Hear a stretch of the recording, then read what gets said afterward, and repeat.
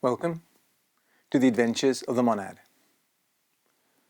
We now come to an interesting topic related to the etheric envelope and the matter that goes into its construction.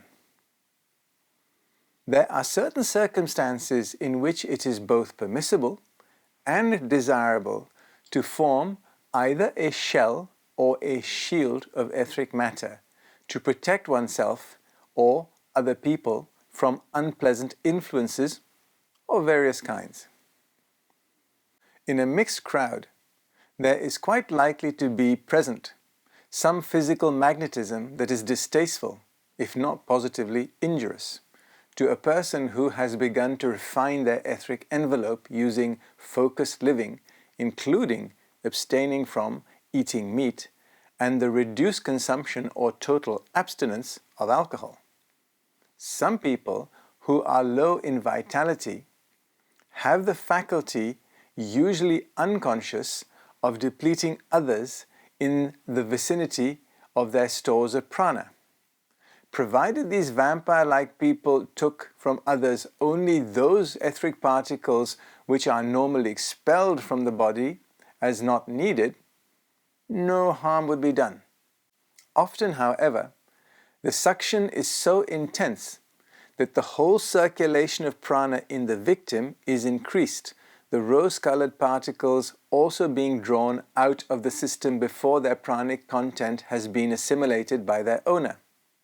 A capable vampire can thus drain a person of all their strength in a few minutes. The vampire is not appreciably benefited by the vitality of which they have robbed others, because their system tends to dissipate what they acquire without proper assimilation. A person in this condition needs mesmeric treatment, with strictly limited quantities of prana being supplied to them until the elasticity of their etheric double is restored, so that both the suction and the leakage cease. The leakage of vitality in these unfortunate people takes place through every pore of the body rather than through any specific part of it. In certain abnormal cases, another entity may attempt to seize and obsess over the physical bodies of others. In your daily life activities, it may be necessary to sleep, for example, on an airplane near people with vampire tendencies or whose emanations are coarse and undesirable. I am not just talking about body odors. Another situation which may occur is that the person may have to visit people or places where disease is rampant. Some people are so sensitive that they are likely to reproduce in their bodies the symptoms of others who are weak and diseased. Yet others suffer considerably from the incessant play of the multiplex vibrations of a noisy city. In all these cases, an etheric shell may be utilized for the benefit of the person to protect themselves. It is important to note, however, that an etheric shell which keeps out etheric matter will also keep it in, and that therefore one's etheric emanations, many of which are poisonous, will be kept within the shell. The habit of pulling a shield around myself is something I have practiced for decades. I say a silent invocation to my devas when entering a crowded environment, asking them to put a shield of blue light around me. I also deliberately shun environments that I know will be discordant, like loud raucous events in places where alcohol consumption is the primary activity. Why avoid pubs and bars? It is to these environments that discarnate vampires are particularly drawn. Alcohol punches holes in your etheric shield, as we have already discussed. You then start to leak energy, and there are a class of nature spirits, as well, in the worst case, discarnate humans, that are ready to take advantage of this breakdown in a person's defenses. So, let's get back to this shell. How is it made? The shell is made by an effort of will and imagination. It may be done in two ways. Either the periphery of the etheric aura, which follows the shape of and is slightly larger than the physical body, may be densified, or an ovoid shell of etheric matter may be manufactured out of the surrounding atmosphere. The latter is preferable, though it demands a far greater exertion of the will and a more definite knowledge of how physical matter is molded. However, I am of the opinion that if you train your devas well, they will do most of the work for you. The objective is not just to strengthen your shell when you enter a negative environment or situation, but to habitually strive to maintain strong defenses by healthy habits and good and balanced nutrition. Imagine this shell around yourself at all times. Realize that it is there and reinforce your conscious perception of its existence. Thought and intent have powers beyond our imaginings. It is for this reason we are warned to guard our stray thoughts, because once you begin to walk the path, your thoughts take on an energy that can backfire on you and harm others if you are not continually vigilant. Students of esoterics who wish to guard their physical bodies during sleep employing an etheric shell must be careful to make the shell of etheric, not emotional matter. A case is recorded of a person who made this mistake, with the consequence that the physical body was left entirely unprotected while he floated away in an impenetrable emotional shell, which permitted nothing to pass either to or from the consciousness imprisoned within.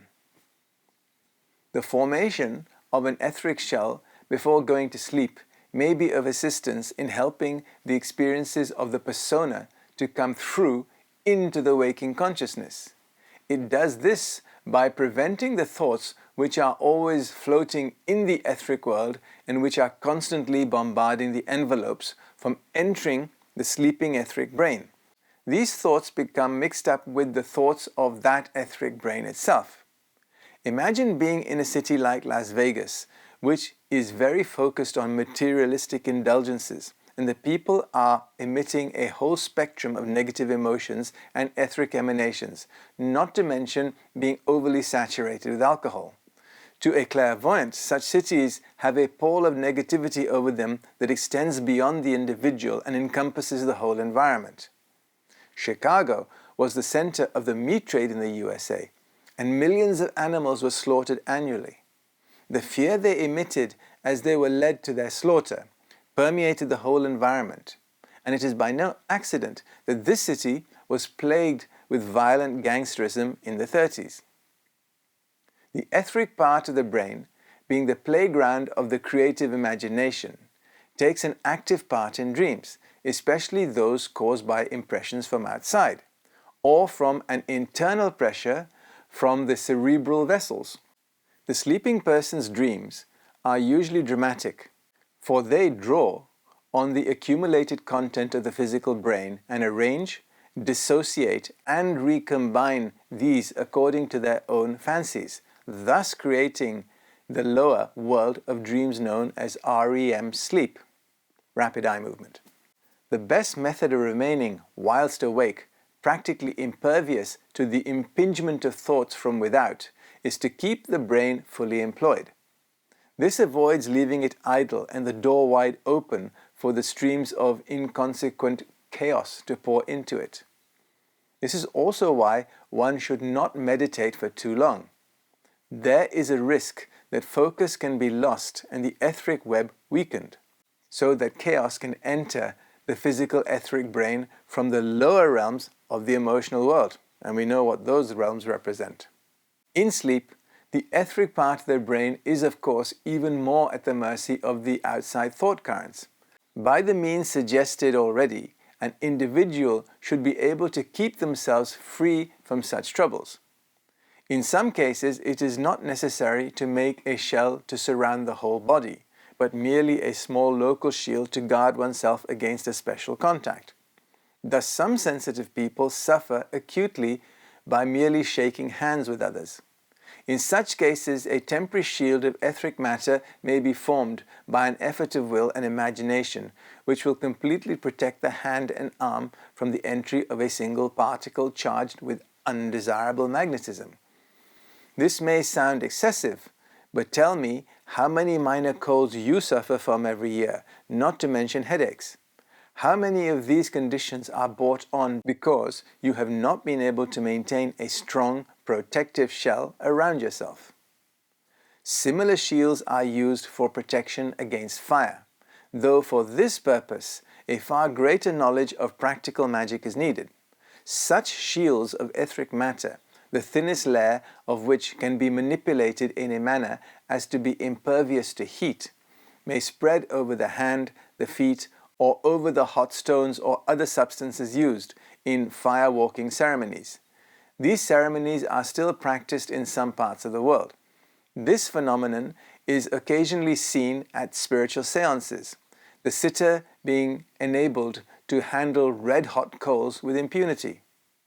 Exhibiting such phenomena was all the rage in the first half of the 20th century. Mercifully, this fascination with somehow proving the existence of supernatural forces is no longer desired by most students of esoterics. It will of course be recognized that the shells and shields we have been speaking about are purely etheric and therefore have no effect on us from emotional and mental influences, for which purpose shells of materials of those planes have to be employed. With these, however, we are not here concerned in this series of presentations. In the next presentation, we will dip our toes into the waters of mediumship, the one occult practice that the general public are aware of and often seek out. Thank you.